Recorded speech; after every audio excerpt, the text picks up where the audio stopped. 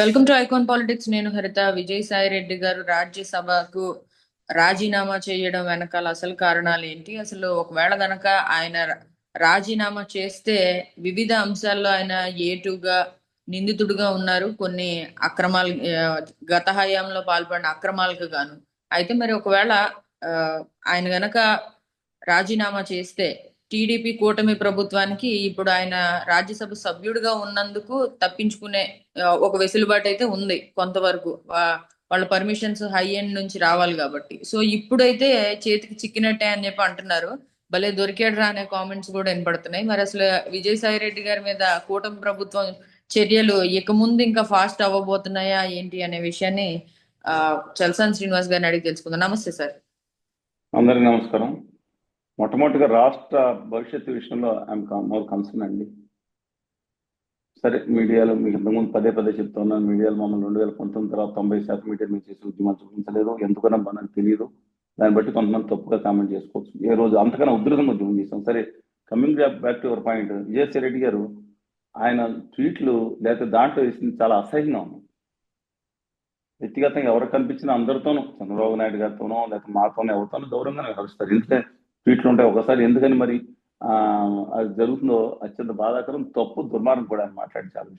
Twitter account Ravindra Reddy handle చేశారు అంటున్నారు sir. అది ఎంతవరకు నిజం అంటారు? నాకు తెలియదండి. ఇంకొక ఆయన ఉండాలి. అసలు ఆ పేరు మీరు ఉచ్చరించడానికి కూడా నేను మాట్లాడను. నా మీద అసహ్యంగా కూడా ట్రోల్ చేసి చాలా చెత్తగా, నీచంగా నేను ఎప్పుడు మాట్లాడను వాళ్ళ గురించి. నా మీద పడి దివంగత కత్తి మహేష్ గారిని కూడా ఈ సంఘంలో మేధావి సంఘంలో పెట్టుకుని పాపం చెప్తున్నా అండి, చాలా అసహ్యంగా ట్రీట్ చేశారు, బూతులు తిట్టారు నాలాంటి వాళ్ళని ఆ వ్యక్తులు. కానీ విజయసాయి రెడ్డి గారి విషయంలో చాలా అసహ్యంగా కూడా మాట్లాడిన వ్యక్తులు ఉన్నాయి. ఆ పక్కన ఇది ఆయన ట్విట్టర్ అకౌంటో లేదా ఇంకోటి అకౌంట్లోనో దీంట్లోనో స్టేట్మెంట్స్ అవన్నీ రాజకీయం అండి. కానీ కేంద్రంలో ఆంధ్రప్రదేశ్కి హక్కులు కావాలని మాట్లాడిన ముఖ్యమైన రాజకీయ నాయకులు ఆయన కూడా ఉన్నారు. విభజన హామీలు కావాలన్న దాంట్లో ఎవరు చేసినా సరే, రాష్ట్రానికి నమ్మద్రోహం నైవేద్యం చేస్తున్న గుజరాతీ పాఠశాల మీద ఆ రోజు ఎవరు గట్టిగా మాట్లాడినా హక్కులు కావాలని నేను రెస్పెక్ట్ చేస్తాను. Though I differ with in other issues. అందువల్ల వ్యక్తిత్వాలు గురించి ఇక్కడ కమింగ్ బ్యాక్ టు వాళ్ళ ఆయన రాజ్యసభలు ఉంటే చర్యలు తీసుకోవద్దని ఎవరు చెప్పారు? ఇప్పుడు మీకు వాషింగ్ పౌడర్ నిర్మా కర్సనభా పటేల్ గారు ఎప్పుడు చూశారండి? వాషింగ్ పౌడర్ నిర్మా అని చెప్పి అడ్వర్టైజ్మెంట్ వస్తుంది కదా. బీజేపీలో సీఎం రమేష్ గారుతో సహా 5 వెళ్ళిపోయినప్పుడు వాషింగ్ పౌడర్ నిర్మా ఎవరు పడినా బీజేపీలో వాషింగ్ పౌడర్ ఈ పిచ్చి బ్రహ్మలో బతుకుతున్నారండి. ఆయన ట్వీట్లోనే ఎక్స్లో ఆఖరిని ఏం రాశారు? అదానీ గారి ఇద్దరు ముఖ్యమైన మనుషులకి ధన్యవాదాలు చెప్పారు. అవును సార్. నరేంద్ర దాస్ దామోదర్ దాస్ మోడీ గారికి, అమిత్ షా గారికి. దాంతోపాటు అదానీ గారి పార్టీ అనబడి ఉత్తర భారతీయ జనతా పార్టీతో అత్యంత సన్నిహితంగా మిగులుతూ రాష్ట్ర ప్రయత్నాలు ప్రత్యేకవాదం నుంచి మాట్లాడటం బంద్ చేసిన గవర్నీయులు కళ్యాణ్ బాబు గారు గురికి కూడా చిరకాల స్నేహితుడిని మేము చేశారు. అర్థం కావట్లేదా? పిచ్చి జగన్ గారు మీరు మోసపోతున్నారు, పిచ్చి చంద్రబాబు నాయుడు గారు మోసపోతున్నారని చాలా మంది ఇంతకుముందు చెప్పారు. అంటారా? ఇవాళ రాజకీయాల్లోకి లేనంటం అనేది కొన్నాళ్ళ పాటు ఉండకపోవచ్చాము. కానీ ఇవాళ ఆ సీట్ని వాళ్ళు తెలుగుదేశం పార్టీ తిరిగి గెలుచుకుంటుంది. అది వేరే సంగతి. రాజీనామా చేసిన వెంటనే because of majority, huge majority. ఇవాళ నేను జగన్మోహన్ రెడ్డి గారికి అలాగే చంద్రబాబు నాయుడుకి అనేకసార్లు చెప్తాను. జగన్మోహన్ రెడ్డి గారు తెలుగుదేశం పార్టీకి 1984లో 30 మంది పార్లమెంట్ సభ్యులు అయిన తర్వాత ప్రధాన ప్రతిపక్షం కింద కాంగ్రెస్ పార్టీకి మనం వెళ్ళగానే 4వ గేట్ ముందుకు వెళ్ళగానే లెఫ్ట్ సైడ్ పెద్ద ఆఫీస్ ఇచ్చారు పార్లమెంట్లోనే, ఇన్సైడే. అది దాదాపు 30 సంవత్సరాలు కొనసాగింది, 27 సంవత్సరాలు కొనసాగింది. 84 అంటే దాదాపు 40 సంవత్సరాలు, 37 సంవత్సరాలు కొనసాగింది. 5 రాజ్యసభ సభ్యులు ఉంటే గ్రూప్ కింద 4 బీజేపీ ఎత్తుకుపోయినప్పుడు మీరు పంపించారు అని చెప్పి వ్యంగ్యంగా వెకిలిగా మాట్లాడింది మర్చిపోయారా? నిజంగా కొంతమంది పంపించారని నాకు తెలియదు, కొంతమంది తప్పనిసరిపోయి కేసులు గట్రా ఉన్నాయని భయపడి వెళ్ళిపోతారు. ఆ పార్టీలో పడగానే వాషింగ్ పౌడర్ నిర్మా మళ్ళీ పునీతం అయిపోయి తెల్ల చొక్కాలకు వచ్చేస్తారు. ఓకే, మరి ఇప్పుడు మీ దాంట్లో జరుగుతున్నట్టు ఆర్ కృష్ణయ్య గారిని ఏ విధంగా ఇచ్చారు? వ్యక్తిగతంగా నేను సమయకేంద్రంగా ఆయన మా పుస్తక విషయం వచ్చారు, నేను ఆయనకు తప్పు మాట్లాడినా వర్గాల కోసం చేసే ఉద్యమంలో డెఫినెట్గా నేను వ్యక్తిగతంగా ఆయన తప్పు మాట్లాడను. కానీ ఆ మనిషిని కూడా ఉత్తర భారతీయ జనతా పార్టీకి లాగేసుకుంది కదా. మీరు చేసిన పని సిగ్గుపడాలి కదండి. ఆ రోజు ఆంధ్రప్రదేశ్ హక్కుల్ని, ఆత్మగౌరవాన్ని ఢిల్లీలో తాకట్టు పెట్టేసి ప్రత్యేక హోదా రాకుండా మాట్లాడకుండా చేసిన దానికి వాళ్ళు మోసం చేస్తారని మొత్తుకుంటానన్నా కదా. ఈ ఆపరేషన్ సౌత్ బేరడా 2018-13 కార్యక్రమంలో తెలుగుదేశం పార్టీని ఫినిష్ చేసిన తర్వాత డెఫినెట్ గా ఏఐడిఎంకి అన్ని తర్వాత మీది కూడా ఉంది అని చెప్పి చెప్పినట్టు చెప్పా. చంద్రబాబు నాయుడు గారు అధికారంలోకి వచ్చిన జగన్ విషయం ఏమైందంటే వాళ్ళు ఆడుకున్నారు, అవసరమైనప్పుడు తీస్తారు కేసునేదో. అలాగే చంద్రబాబు నాయుడు గారు అధికారంలో లేనప్పుడు ఆయన వేధించడానికి ఆథారిటీస్ ట్రూ మీరు కనుక్కోండి. ఎందుకంటానంటే ఆయన్ని ముందర కలిసి పోటీ చేద్దాం అనుకున్నప్పుడు వాళ్ళ సర్వేలో కేంద్ర సర్వేలో 140 స్థానాల వరకు తెలుగుదేశం ఇండిపెండెంట్ ఒక్క పార్టీ నెగ్గుతుందని వచ్చిన నివేదిక. అంతా బాగుంటే 150 కూడా నెగ్గొచ్చు, ఇండిపెండెంట్ 120. అది తెలుసుకుని ఆయన పిలిపించినప్పుడు చంద్రబాబు నాయుడు గారు ఎప్పుడు ఆత్మకథ రాసుకున్నప్పుడు రాసుకుంటారేమో తెలియదు. లేదండి నేను మీకు నెగ్గిన తర్వాత మీకే మద్దతు ఇస్తా, కానీ నేను ఇండిపెండెంట్ పోటీ చేసి మీతో కలిస్తే మీకు 0.5% ఉన్నాయి, మీ 0.5 వాళ్ళతో నేను పోటీ చేయను, కలిసి పోటీ చేయను, మాకు ఇబ్బందిగా ఉంది 0.5%తో అని చెప్పి ఆయన మాట్లాడిన నేపథ్యంలో తర్వాత ఆయన్ని చెవులో వేసి సావచేత కూడా ఆయన దగ్గర సందంగా జైల్లో మన దాంట్లో కేంద్ర హస్తం లేదా? ఉత్తర భారతీయ జనతా పార్టీ ఆదాని గారి 2 శిష్యుల హస్తం లేదా? తాను కోరుకుంది వాళ్ళు ఇచ్చింది ఒకటే, నాకు 6093 చెప్పకూడదు అంటున్నారు, ఆయన కూడా చెప్పకూడదు తినిపిస్తున్నప్పుడు ఈయన అవకాశం వచ్చింది, ఈయన వాడుకున్నారు. తర్వాత కేజ్రీవాల్కి అందరినీ చూపించాను లోపల లాక్కుంటే. ఇవాళ నేను చెప్తున్నాను, జగన్మోహన్ రెడ్డి గారు మీ పార్టీని సర్వనాశనం చేయడానికి ఉత్తర భారతీయ జనతా పార్టీ చూస్తుంది. ఎందుకంటే వాళ్ళు బలపరిచే క్రమంలో మీ పార్టీని సగం నుంచి అంటే మొత్తం చంపేది కాంగ్రెస్ పార్టీ కొంత బదలాయించి తాము అధికారంలో స్టెబిలైజ్ అవుతున్నాం. ఇవాళ చంద్రబాబు గారిని చేతిలో పెట్టుకుని పాన్నాలు ఇచ్చినట్టు ఆడిస్తున్నాం.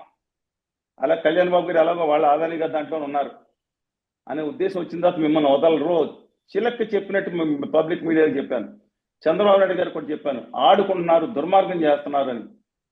ఎందుకు ఈ టాపిక్ వచ్చిందంటే విజయసాయి రెడ్డి గారిని ఎవరు ఆడిస్తున్నారో అని తెలియదు, ఎవరు కంట్రోల్ చేస్తానని చిన్నపిల్లలు కూడా ఊహించవచ్చు. బేసికలీ నేను చెప్తున్నాను, మీ అందరికి నచ్చకపోవచ్చు. వ్యక్తిగతంగా చంద్రబాబు నాయుడు గారిని కలిసి చూడండి, వ్యక్తిగత గౌరవాలు పాటించే మనిషి ఆయన. సరే ఎవరు చెప్తే మాట్లాడారు, ఏం చేస్తామంటే ఆయన తప్పు కూడా ఖచ్చితంగా ఉంది కొన్నిట్లో. కులం మీద విద్వేషంతో రెచ్చగొడితే మాట్లాడిన రోజులు ఉన్నాయి. ఆయన తప్పు. ఏ ఒక్క కులంలోనే మంచివాడు, ఒక్క కులంలోనే దుర్మార్గులు ఉండరండి.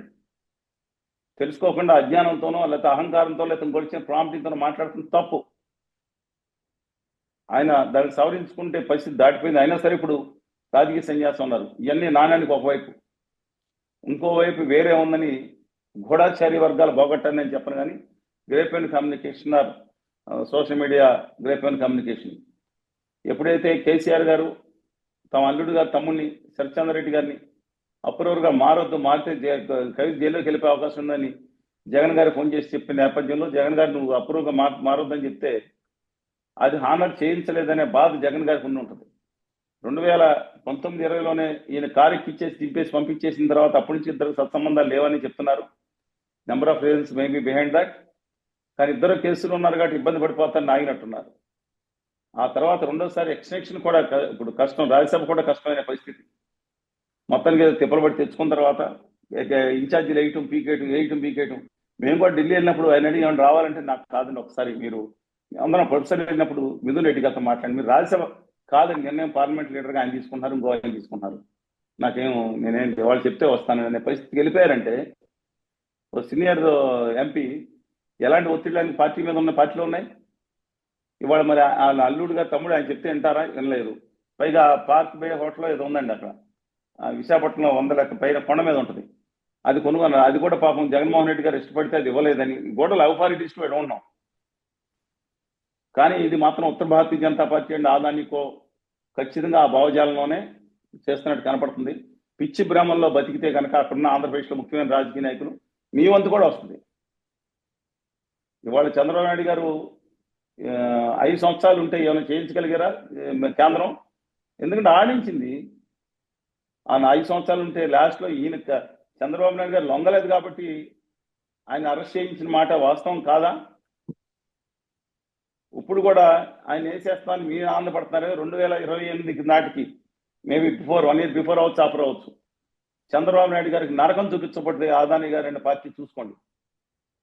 అంటే మోడీ గారు సబ్జెక్ట్ దిగిపోతే మనం ఏం చేయలేము, అమిత్ షా గారు దిగపోతే మాత్రం ఆదాని గారు ఆడుకుంటారండి. మామూలుగా ఆట ఉండదండి. వాళ్ళు చెప్తున్నాను, వీళ్ళ ప్రభావం ఉంటే ఖచ్చితంగా ఇవాళ ఆ పార్టీని ఫినిష్ చేసేసి దాంట్లోని హిందూ ఎక్కువ మంది ఓట్లేస్తారు లాగేసుకుని మతాన్ని, కులాన్ని, కులగజ్జిని, మత పిచ్చిని, మతద్వేషాన్ని అన్నిటినీ అడ్డంగా వాడుకుని చేసే అవకాశం అదాని గారి అండ్ ఉత్తర భారతీయ జనతా పార్టీకి లేదా? నా ప్రశ్న అది. ఇటు పక్కనే తాడిపీడి వర్గాలు మైనార్టీస్ జగన్ గారు ఏమంటే దానికి దెబ్బ కొట్టి లోపలేసి సగం జన మన కాంగ్రెస్ పంపించి ఇది ఒక 40% ఓట్లు అనుకోండి, 25, 15 అలా పెట్టి అంటే ఇంక లేవరు. ఈ బీజేపీ బయటకు వచ్చి ఎలాగో తెలుగుదేశం పార్టీని నానా విధాలుగా ముద్ర వేసి ఇంకో పెద్ద శంఖారావం పెట్టి కృష్ణా జిల్లాకి వెస్ట్ గోదావరి జిల్లా అయినతో కృష్ణా జిల్లా అయిన మహానటుడిని లేదంటే ఏమంటే కులం మీద కులం వద్దని చెప్పి మాట్లాడిన వ్యక్తిని అత్యంత నీచంగా జిల్లాల విద్వేషం రెచ్చగొట్టించినట్టు మాట్లాడే అవకాశం లేదా? చాలా దుర్మార్గం నడుస్తుందండి.